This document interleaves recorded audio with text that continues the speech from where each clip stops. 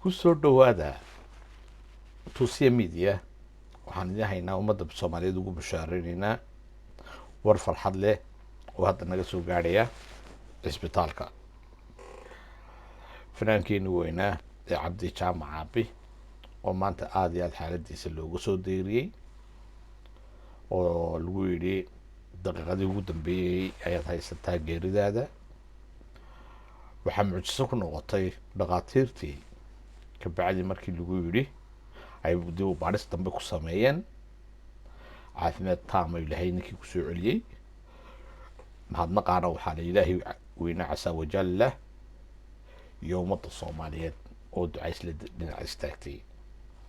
waxaan warkaa deg deg ah ayaanu saacaddaa dambe idiin soo gelinay, warwarka iyo dhibaatada iyo walbahaarka dadka ummadda soomaaliyeed ka haysa ninkaa walaalkooda.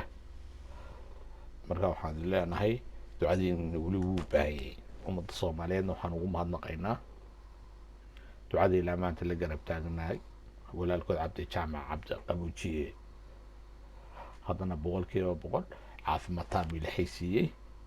dhakhaatiirtan way la yaaban yihiin, ninkay yidhaaheen ma noolaanaysid, waa caafimaadkiisu taam yahay, waana awoodaha ilaahay ka faa'iidaysta janiskaad haysataan ummadda soomaaliyeed oo ilaahay u noqdaa. asalaamu calaykum waraxmatullahi wabarakaatu.